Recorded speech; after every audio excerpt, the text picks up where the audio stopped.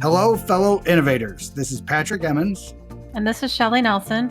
Welcome to the Innovation and the Digital Enterprise Podcast, where we interview successful visionaries and leaders, giving you an insight into how they drive and support innovation within their organizations. We're welcoming a good friend to the show today, Roger Liew. Roger is a partner at Impact Engine, a venture capital and private equity firm investing in companies driving positive impact in economic empowerment, education, environmental sustainability, and health. Roger has a long history leading technical teams at multiple startup companies based in Chicago. He's most recently served as the Chief Technology Officer at ShopRunner. His tenure involved building a brand new company and technology leadership team and the relocation of headquarters to Chicago. Prior to ShopRunner, he was a Senior Vice President and Chief Technology Officer for Orbitz Worldwide. Roger joined Orbitz in 2000 as the startup's Vice President of Technology. As the company's fifth employee, he led the team that built the original technological infrastructure for the official launch of Orbitz.com in June of 2001. Roger studied math and computer science at the University of Chicago. Welcome to the show, Roger. Glad to be here. So, Roger, if you don't mind, we'd love to know a little bit more about your background and Impact Engine. So tell us what's going on there.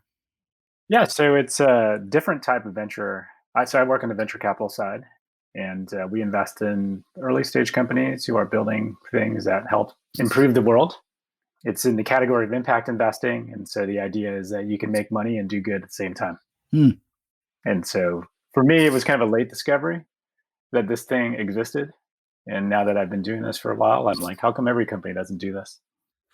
Do this, from a do good and because there's a lot of conversations right now around stakeholders, right? When it comes to strategy and vision for organizations. Is that what you're talking about? Like more of a holistic approach of who benefits from the organization, not just from a profit center standpoint? Yeah, I think that's a dimension. The companies we invest in, they're building products where the product itself has the benefit embedded. So in each of the spaces, some of them are more easily understandable. So the education companies, obviously, that should be a benefit to the stakeholder, the users of the product. I think we actually look at it on three dimensions. We look for scale, effectiveness, as well as access. And so one of the things that I'm pretty passionate about is ensuring that the products kind of help level the playing field and give everybody the opportunity to get the education they deserve. Interesting. I thought in the light of Slack being purchased by Salesforce, there was a pretty interesting article in Wall Street Journal about why that had to happen. And I'd love to get your perspective on that. I think, did it have to happen? Yeah. That's it. Their contention is simply that, they can't stand alone in the technological, warfare of trying to not go up against teams, because I think that's an unfair way to phrase it, but in that competition with teams, right? Yeah, I think the only people who are happy using Teams are people who've never used Slack. I love it. So I am intrigued about Orbitz, right? It's interesting to think that is 20 years ago, right? You're not supposed to remind me of that. No, it's awesome. It's super impressive when you think about I bought a ticket to go to Spain in 1997 by going somewhere, and they would fill out a piece of paper and hand it to me in a folder. Yeah, right? Something like this. Right, exactly. Now the best part was I was late, and the travel agent was able to backdate the ticket to save me a couple $100. That does not exist anymore. No, there's a lot of technology out there that makes sure that the travel agent would get charged for that now. And that's why Orbitz must die. We got to get back to the least efficient model. And it's funny that you mentioned Orbitz 20 years ago. At the time, it was funny when I was pitched the job. So it didn't exist. we weren't even called Orbitz. The brand didn't actually exist. I think our code name was Dunk, DUNC. Very clever. It was Delta, United, Northwest, and Continental. Wow. And then later, American came on board, and the brilliant marketers came up with Can Do to add the A. The funny thing about it is, like, all of us who were early in that, like I think you mentioned, I was the 5th employee. Like, we knew nothing about travel, except for that we were like, it's terrible, and that it was really hard to find tickets. And I think part of what was fun was that we were like, oh yeah, everybody who came before us, they didn't know what they were doing.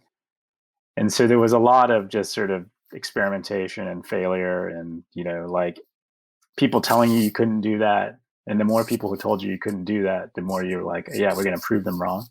And I think most of the time they were right, but there were just a couple things that we were able to do, which is like that we persevered. And so I think that was part of what made it fun, was like, before we even launched, there were people who were like filing lawsuits, trying to Expedia, I think, had sued us to prevent us from launching. And so we were like, well, we must have something good if they don't even want us to get out the gate. So that was fun. That was like a really unique and special experience. That's awesome. And before that, you had started your own company, so they hired you away, huh? Yeah. I mean, I think I was consulting. I mean, I was doing various. We were building websites for people, like, and this is the kind of thing you tell your team, like, to remind them of how old you are. And I was like, I built the first cars.com. And they're like, what do you mean the first? And I was like, that means it didn't exist before I showed up. And then there wasn't one, and then there was one. Right. And then the other project that my friends used to make fun of me for was I was the lead on victoriasecret.com. And that, to like juvenile humor, that sounds like incredibly exotic, but I spent the summer in Columbus, Ohio. Yeah. I think, like many people in like 98, 99, we tried to build like a food ordering app. And for easily 7 years after that, the word toppings would just set me off. I never wanted to talk about toppings ever again. So like, if anybody used the word toppings, they're like, I wanted to do them physical harm.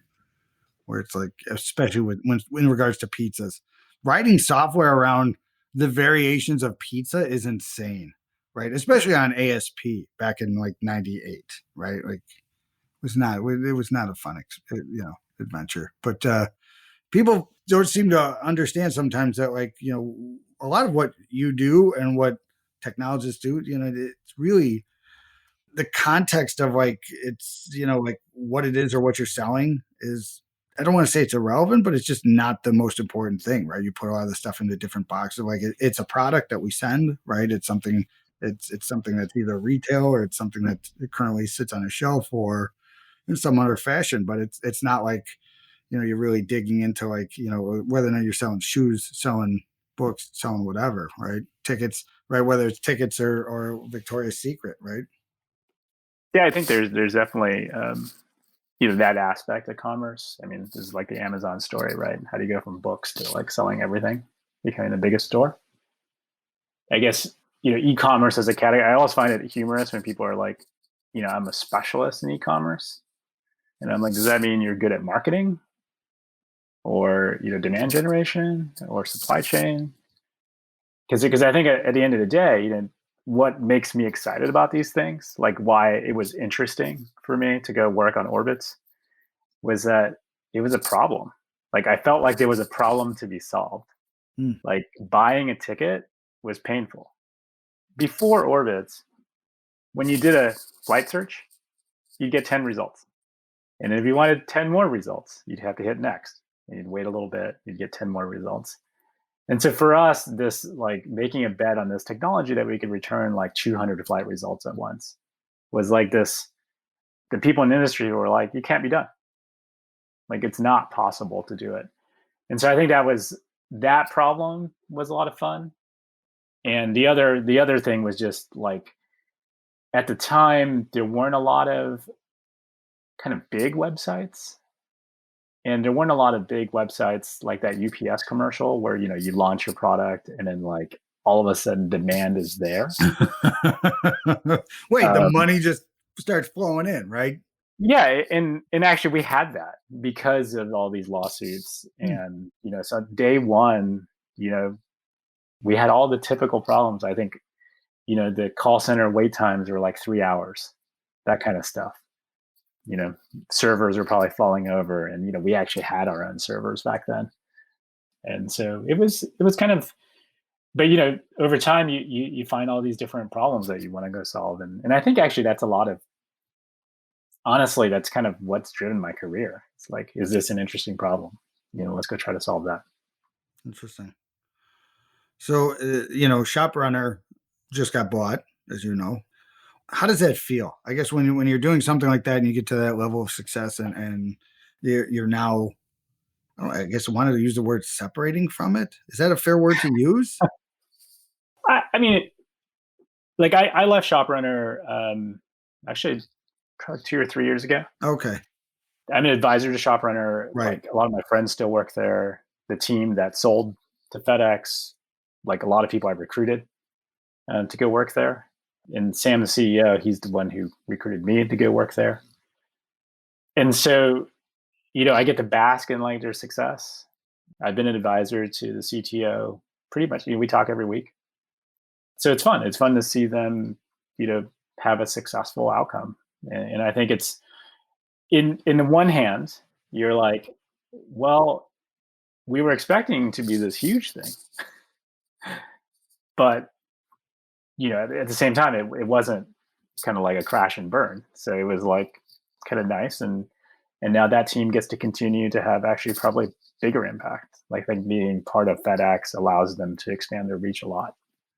I guess one of the things that with your perspective and the things that you see, like, what is your perception of 2021, 2022, right? What does that near future look like? Are you optimistic about it? Or,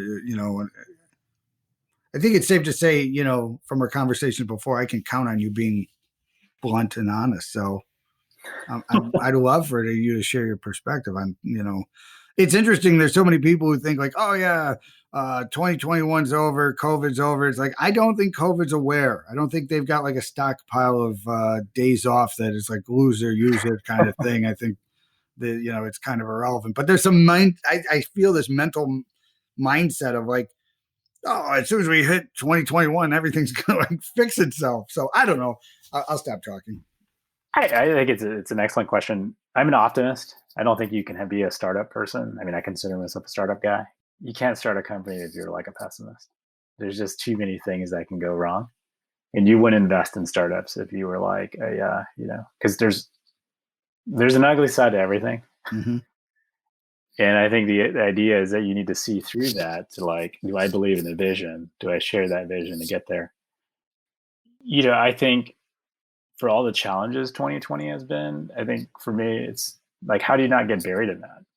Like, how do you still see like the bright spots? And so, if you just look at like, well, remote working, it turns out we're all pretty good at it. Most of us, unless you work for JP Morgan. I don't get that. This is the CEO of JP Morgan, I think at some point had said like, yeah, we're just not as efficient. Oh, interesting. Working. And then, I'm like, well, I guess it tells you about what they do. Maybe. Yeah, a little bit. But I think just, what's next? I think, we've learned some stuff about how we work. Hopefully there'll be some awareness of that there's kind of these big inequities in our society. Because I think this is the thing that strikes me is like, for a lot of us, it's like, it sucks we can't go on vacation. Our kids are remote schooling, but, they're surviving. But then there's like people going hungry, people losing their jobs. A lot of people are dying. And I think it's really easy to just kind of get detached from that. Like this just becomes statistics. And so, the optimist in me is like, well, maybe this is like the big moment that we can like make the big changes we need to make. That's great. Even just you mentioned the remote education of like, the most needy are going to get the least, right? And it's just they're whatever little they were already getting, they're getting even less now, right? Yeah. So it's like that divide between having some balance in our economy and in the way that people are treated and the opportunities that they're presented. And I don't know, it's a grave concern, not just at the individual level, but also from like a societal level of, we need, right, from our country being competitive and successful and healthy, we need more people to be engaged in these types of things. And I just see like we're it's going to take years to recover educationally and from like a capability standpoint from what's going on right now. And maybe this is a little self-serving, is like maybe we'll be more open to innovation. Like, maybe there'll be more experimentation, or maybe there'll be more different ways of teaching. Because I think speaking to some teachers, we invest in ed tech companies, and just speaking to some teachers in the front line is like, the irony of this is like, for the last 10 years, we've been learning new ways to teach. And even when we teach in person, we're like back to the old fashioned, everybody stay at their desk, we're all lined up in rows. So I think it is, maybe these disruptions are opportunities. I mean, I guess that's the ultimate takeaway, right? Is the optimist is like, any type, there's like any kind of big change, it opens up opportunities. Yeah. Yeah. The table's been flipped. The puzzle pieces are on the floor. It's time to put it all back together again. Exactly. And yes, your optimism has shown through even in this case. And I do think it's an interesting, there's a conflict there of like, engineers are great because they can spot problems, right? Yeah. And then but they can fix problems. They can it's fix not just spot problems, right? I get it. Like the difference between the that's auditor the key, though, and right? The ones that, instead of like just the spotter of problems, and I think if you've ever been on any kind of dev team, there's always, like the guy from Aliens, like, it's all over, man, right? Yeah. Where it's like, okay, so we're not going to die. We're going to drink some coffee and we're going to figure it out. So, I guess that's one of the questions I have is like, having been you're an optimist, and were you always an optimist? Is that like something like you've carried with you the whole time, that like you just, because I do see like it's almost like, especially when on the software side, there's almost a celebration of like, the developers that see all the problems and like, I don't know, they're kind of celebrated for it a little bit. We talked about a little bit of a hubris. I think I've been fortunate in that every like tech team I've been a part of or help lead, we always had this mindset of there's nothing we can't do. Like, there's no problem we can't fix. There's no system we can't build. And so I think deep down, that's like an optimism, right? It's probably not true. I'm sure there are things that we can't build or fix, but so far, I think all the teams I've been involved in, I think we've seen it. And so maybe some of that is just mindset. Like, you just convince yourself, right? You hear about those people who like survive like really crazy things, is like some of it is belief. I think you mentioned to me like the William Crystal or the General McChrystal book, Team of Teams. I think there's some of that in there, like just sort of that like confidence that you can solve these problems. I'm curious, Roger, you've inspired so many people in the startup and the tech community. I'm curious, who inspires you? That's a good question. I mean, I guess I don't know if I like embody a single person. I was actually just reading about, I think his name is it Chuck Freeney? There was a guy who he was really he built a fortune doing duty-free shopping. I think he was worth like $8 billion. And he's 89. And he was in the news recently because he gave away his entire fortune. Wow. The goal was to give it all away before he dies. And I think he's left with $2 million to see him through to like, however long he lives. And I think there's something like really inspirational about that, about how, his motives are so pure, because I don't think most people even knew he was doing it. Like, a lot of that giving was anonymous at the beginning. So I find that really inspiring. Yeah, I love the idea of like that, setting the vision, because I think when people get, you're trying to do transformation, and setting that vision of like where we're going, whether it's doing a startup or trying to make significant impact in an organization, you've got to set a vision of where we're going, right? And we're not here today, and we don't know how we're going to get there. That's what we hired you for, right?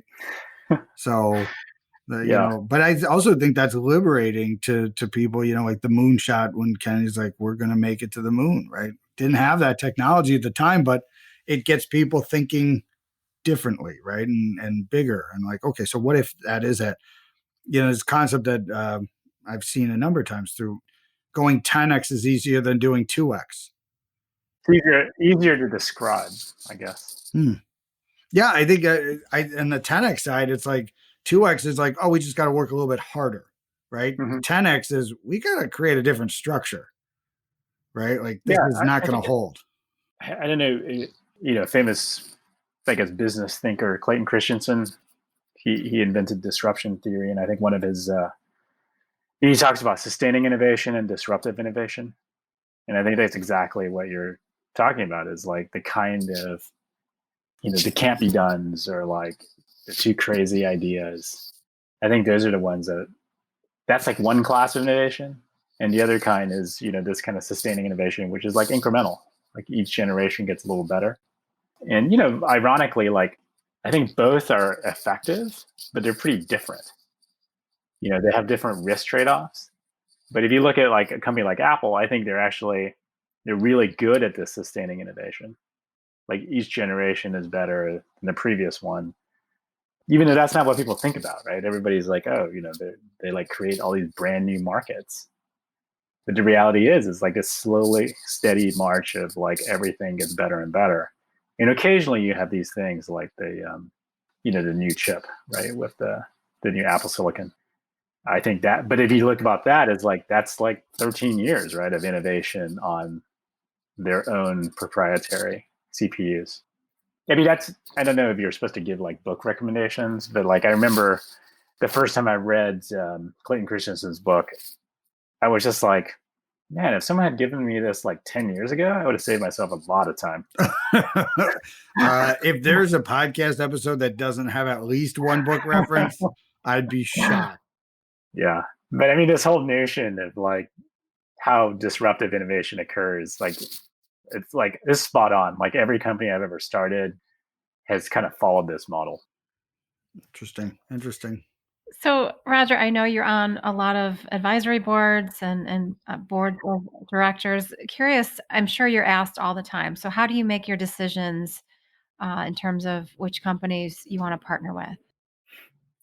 Yes, I'm not that busy, Shelley.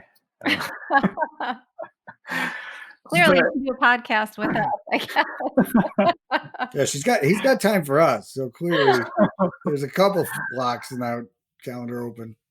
I think the real question is like, can you add value? Is it something you can get excited about? If you're, I think there's lots of like nonprofit board opportunities for people to be on. A big part of that is like, how can you be helpful? Like what do they not have that you being a part of can bring to the table?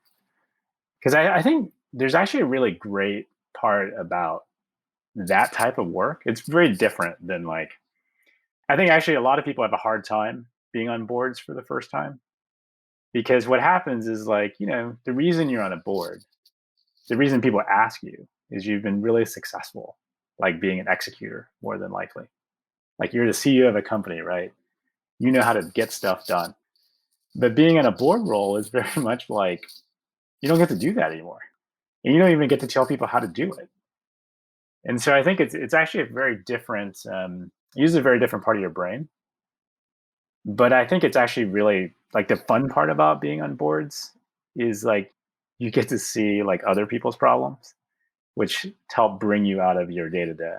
Like the first time I joined like some type of independent board was I had an opportunity to join like a advisory board for Target. And this is when I was at Orbitz. And, you day to day, you're like, everything, the sky's falling, even though I'm an optimist, is like, I have a lot of problems. But then this was like, I joined this board right after the big security breach at Target. And the quarterly meetings were so refreshing for me because every time I'd go, I'd be like, man, my problems are bad, but I'm not this bad. That's how I feel about Oprah's TV shows. She brings out, it used to be, it's like, oh my goodness, why do you love this show? Why do people love this show? It's like, man, my life's hard, but look at this guy. You know? That's not Oprah. That's Jerry Springer. I know. It was old Oprah during that whole Okay. time as they were like figuring out what they're doing. Yeah. New Oprah is way more, aspirational, right? But yeah, the original Oprah was, it's like they were all vying for like the biggest modern version of Freak Show, right? Like, but it's interesting. Yeah. The idea that like, hey, witnessing other people's problems puts context of your own problems, right? But it's also problems that, so you said you don't get a say, but having witnessed how some of these boards operate, it's interesting how you can create influence and direction through questions instead of commands, right? Mm-hmm. So the idea is to change the perspective, not so much give an edict about like, hey, you need to do X, Y, or Z, but more of like, have you considered, right? Which is really just an edict wrapped in a nice way to say it. Certainly we're capable of asking the leading questions, mm-hmm. But I also, I think the eye-opening moments are when like somebody like you really make them think, right? And it helps them either refine their strategy or change the direction of their strategy. Because there's nothing more terrible than like a management team that just does whatever the board says. It's just like, the only thing that you're trying out for is like, how quickly are we going to fire you? Right. Actually, it's funny. I just had this conversation this morning with a portfolio company. They just raised a new round and they were being very deferential to the new board member. And I'm like, this is not how it works. You already have the money. But if what they're suggesting is not going to let us to this, the next stage, you're not doing any of us any favors. That concept of finding, because the big challenge with some of the CEOs is they live without a board, right? If you didn't have a board, a lot of entrepreneurs live without anybody second guessing them, and they live in this world of unbridled but unrealistic perspective around like how things are operating. When you ask them, how do your customers feel about what you do? Like, they love us. We're perfect. It's like, have you asked them, right? Like, right. Have you talked to them? Like, no, I just know. And it's like, so, and that's, there's some of that delusion that you need the CEO to have, where it's like the CEO's got to be optimistic and absolutely confident that they're doing a great job. I think they have to have a secret room in their brain where they actually talk to themselves about what's really going on, right? But they've got to be able to ignore that room for a little while when they're talking, right? It's just how leadership requires that, right? But from a board standpoint, I think everybody, regardless of what role you're in, you should have a board, right? Like everybody personally, I don't care where you're at in stage of your life, you should have people that are holding you accountable to the things that you said or challenging your ideas or your theories. And, the idea that you wait to get to that level or practice being on a board for somebody else, I think is a real missed opportunity of like having those types of friendships with people where it's like, hey, I'd really like you to tell me where I'm wrong, right? Or where my blind spot is. Because that's really the purpose of the board, is to augment whatever isn't the strengths of the CEO, right? Obviously protect stakeholders and the shareholders, but also to help them spot their blind spots, right? And like overcome challenges that they're not naturally, if they came out of more of a sales thing, you want an operational board, right? If they came out of more of operations, you want more of a sales marketing board or a finance board or whatever, something that complements that person, because that's really it. It's like, if you got like, this is all sales and sales, operations is going to be, nobody's asking the hard questions about how are we actually delivering our goods or services. But I do think I'd encourage everybody to like find your friends, find your folks, hold people, like ask them questions, right? And just be their personal board for them professionally, and I just, that's what I think really would move the needle for a lot of people. I mean, I think that's really good advice. And I think the difference, I think there's a lot of discussion around coaching and finding coaching. And I think the only real dynamic difference is what you're describing is like having different perspectives. Because, you don't want, I think really talented leaders that I see, they'll take like feedback and they'll interpret it and they'll kind of mull it over and then come up with something. It's not just, the ones that really frustrate me are like whoever the most recent person they talk to, that's the new strategy. Right. And it was just like whiplash, right? It's like, depends on who answered your phone, answered your phone when you called. So I think that's a really excellent advice. I think to the extent that we can structure those things, that people can get access to that, I think that's a good way to grow. So it leads into a question I know Shelly always asks. It's like, so where do you go for coaching? What is your, it's obviously we all know that people who succeed, they're always looking for, tips, tricks, shortcuts, right? Like somebody who's done it before instead of like taking it in the face each time, right? Yeah. Where it's like, so what are you doing to keep growing yourself and have people hold you accountable? Oh, I mean, I have really great partners at Impact Engine. They're all brilliant. They're all way smarter than me. So it's like, it keeps you on your toes when you're surrounded by like, and I mean, it's not just the kind of lip service. It's like the regular thing where, you think about something and then you have a conversation and then it's like something comes out of it that you hadn't thought of. And I find that super helpful. On the technology side, like I said, I have this group of people that I've worked with at multiple jobs. They still talk to me for some strange reason. Roger, you're a smart guy and you're a likable guy, right? This affable, right? I Like, can be really shucks. pedantic. I can be really irritating. If this is like a technology conversation. Yeah, so I think that mix, and I mentor quite a few people, and I get so much out of it. Like they teach me stuff all the time. They keep me fresh. They challenge me. They ask me a hard question. I'm like, I have to like come up with something. I got to get to Slack, right? Or I have to like be thoughtful. I think when people surprise you and ask you things, and I think those people like I've seen a lot of stuff, and I think being able to share that, like, oh yeah, that's not new. Like everybody runs into that problem. Yeah, I think a common thing that I get is, someone's in an interim role, like interim leadership role, and they're like, well, like an interim CTO seems to be ones that I keep meeting, and they're like, well, how should I manage that? And I was like, you need to act like this is your job. Mm-hmm. Like, forget the fact that interim exists. You need to make those changes. You need to go hard at it, and that'll tell you, like, is this the right job for you, or not? Because there's nothing kind of more frustrating than being a placeholder. Mm-hmm. And I was like, own it. Own the decisions you're going to make. You might not be successful, but that's okay. The truth of the matter is we're all interim. That's a good phrase. Right. Not officially though. Oh yeah, officially. And the second you don't think you're interim, you've become very much interim. Right? The second you get comfortable about that. Look, I just learned something. Now I'm the interim. I don't know what I am, actually. Interim partner. Yeah, honestly though, like, hey, you showed up that day as the interim CTO from 9 a.m. to 5 p.m. There's no interim. Own the day. Yeah. Right? Like, it's really good feedback. Like, but are you surprised by that? I mean, I'm sure you've seen this, where like some interim acts like an interim, and you're like, what's the point of this? Well, and I see a lot of people who aren't even at the interim and not acting like they should be the interim, right? Like, well, they're not going to give you the role. You're going to take the role, right? Like, nobody gives you things. You just show up and you suddenly own the property, right?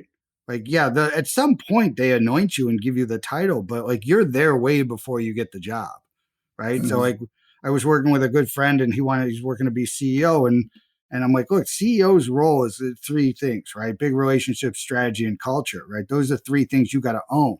If you don't know what the relationships that the CEO owns right now, that is your goal. Go figure it out.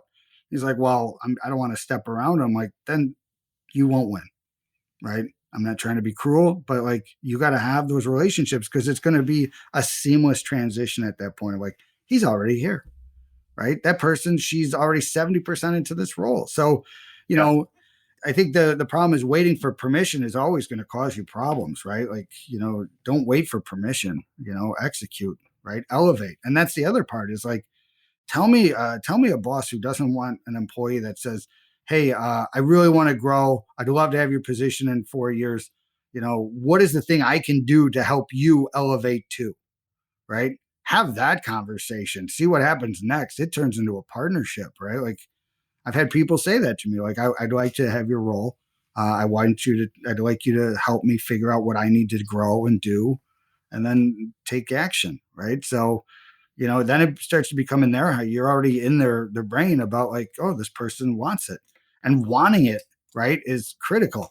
Getting it, understanding it is important. Having the capacity to do it is also just as important, but that wanted component's crucial, right? Like, because there's plenty of people we all know that have the capacity, they get it, but they don't want it, right? And like then you're the big mistake in those scenarios. You elevate somebody who doesn't want it, and then they're interim by mandate. Not that they wanted the role, but it's like, oh, I feel like if I don't take it, I'll look unambitious. And it's like there's nothing unambitious with being happy, right? Like if you're satisfied being an architect, be an architect, be the best architect in the world, right? Nobody says you got to be a director or a VP or some other thing. If that's not where you want to be, choose your life. I think I agree with that. I think I would just add to it that I think one of the things we've learned about different work styles is that some people need to be given permission to take, like they need that first step for you as a leader to say like, it's okay to want more. It's okay to ask for these things. And I think a lot of that comes from like our gender norms. I think we've all seen this where like, there's an open opportunity and a number of guys who are like, I think I'm totally qualified for this because I checked this one box out of the 8 requirements. Right. I'm more than ready. Yeah. And then I think on the converse side, I've had lots of, female leaders in my team who we've asked, like, here's an opportunity. You should take advantage of this. And they look at the list and they're like, oh, I only do 7 of the 8. Right. There's one box not checked. Yeah. And I'm like, I'm the judge of who's ready. We wouldn't be having this conversation if I didn't think you were ready. And so I think we just need different styles to find those people who, can take those opportunities. It actually just reminds me of like the only original kind of thought, this feels original to me, is like a lot of times I talk to CTOs or like people who want to be CTOs. And I think one of the conversations we have is like, well, how do I know I'm doing a good job? And I was like, I think the best way to know if you're a good CTO is after you're gone, who replaces you? Because if your successor is someone in your team, that means you did a good job. And I say that because, that means like the team was comfortable with the direction you're going. No change is needed. But if you're hiring from the outside, that means by definition, you weren't doing a good job. You didn't create leaders. Right? They wanted something different. Yeah. They need something different. Interesting. And I actually stumbled on this when I was like, I think some friends of mine, we were just commiserating about how all the job opportunities seem to be turnaround opportunities. And I was like, yeah, that makes sense because like if things were going well, they wouldn't need to hire from the outside. That's right. Yeah, I had somebody I was talking to. He's like, I'm looking for a CEO position, and I'd like it so they have a good culture. They've got this kind of this, that. I'm like, who's going to leave that job? Exactly. Right. Like the line for that job is down the street and around the corner. Right. Like, yeah, they're all terrible. Right. It's your opportunity to make it not terrible. The job of the head coach of the Patriots is taken and probably not going to be open. But if you open for the Bears are available. So is Cleveland. Right, you're going to have a shot at those 2 organizations, no problem. Actually Cleveland's good now, right? They are, and I'm excited about that because I'm happy for them. I'd like to be happy for me too, but that's not going to happen anytime soon. The math there is terrible. So, this is the beauty of being a Chicagoan, is that you always, no matter how high the highs are, there's always the Bears. Wow. You are not a Bears fan, I'm assuming, because that seemed a little no, I am a cruel. Bears. That seemed I'm a a little Bears mean. fan because I was a person earlier in the year who was like, there are no bad 5-0 teams, and apparently there are. Apparently there are, especially when it should have been best case 2-3 team. But apparently Right? that guy in Detroit can't catch. So, but yeah, it's anyway. So, but I agree. They're all turnaround jobs, and like that should be what you're looking for because that's where you have impact, right? You want to go road test yourself, like put yourself in the swamp, see if you can get out, right?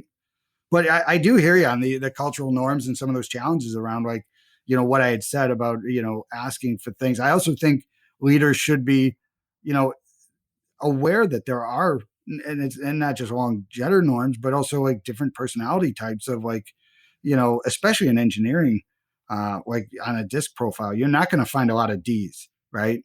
You're not going to find a lot of I's. You will find a lot of like C's. People who are very careful and accurate, and they double check things, and they want to make sure that they're getting the answer right. And the idea of like I'm going to extend myself in a way that exposes risk is not a natural behavior for them. So, but I do think good leaders recognize that and understand like that's something that they have to develop in that person, right? For them to become, if they want to, right? If that's what they want. And again, there's nothing wrong with being the greatest, whatever makes you happy, whatever gives you balance in your life, right? Like you can make a lot of money doing a lot of things, but like just be happy, be satisfied, be confident about like what you do. Like there's no reason everybody's got to go outside, go out and make themselves. That whole Peter principle kicks in where it's like, oh, you get risen to the level of your own incompetence. Why do we do that? And why is that something that we continue to do even after we recognize that that is a challenge of like, why aren't we letting people, just stay where they are if that's where they want to be or, and part of it is to make clear what does the new role require, right? Like if you want to do that, it's great to tell, the spouse or your family that like, oh, I got a promotion. It's like, are you sure you want that job though? Because like maybe you don't. And again, I do think there's a stigma of like, you should want this to like this other elevation, but it's like, what if you don't? There's nothing wrong with that, right? Well, I think that's there's the best way to find out is to try it. Yeah, give it a shot. And ideally, your culture is one that supports that. I mean, I think actually when I went to Orbitz and became the CTO, one of the things I observed is like, we would talk about people who I thought would be ready, to take that leadership role. And sometimes I'd hear, oh, we tried that 2 years ago, didn't work out. And I'm like, well, that was 2 years ago. Maybe they've learned something. Right. And it is funny how if you think about your corporate culture, I think sometimes companies have a really long memory for failure. Yeah. When you're like, let's assume people grow. Right. Give people more than one chance. If people try it and it turns out the first time they're not ready, it doesn't mean they won't be ready the next time. Yeah. And so I all find that amusing about and I see this in companies where it's like, oh yeah, that didn't work. Yeah. I'm like, yeah, things are different now. Yeah. I think it's all great stuff. I gotta wrap this up though, and but I'd love to have you back on. What a great conversation, and obviously, I love the humility. Some point I'm going to get you to brag about yourself. I don't know how I'm going to pull that off, but I'm going to get you to bang the drum for yourself somehow because I know you've accomplished so much. You're very successful and everything, you've got a great story. We're all really happy that people like you exist here in Chicago and that you're out doing what you're doing. So, well, thanks. Yeah. Thank you. There's a lot of interesting stuff happening in Chicago. Definitely is. It's I think 2021, I'm not exactly an optimist, but I'm not a pessimist. I also don't like realists. I think that's a baloney term. I just don't like it when people are like, I'm a realist. I'm like, it's a pessimist with it. Just not afraid to, have some bravery and just say it. All right. So anyways, we won't get into that right now. All right. But again, I did want to say thanks for coming on the show today. Thanks for having me on. It was fun. We also want to thank our listeners. We really appreciate everyone taking the time to join us. And if you'd like to receive new episodes as they're published, you can subscribe by visiting our website at dragonspears.com/podcast, or find us on iTunes, Spotify, or wherever you get your podcasts. This episode was sponsored by Dragon Spears and produced by Dante32.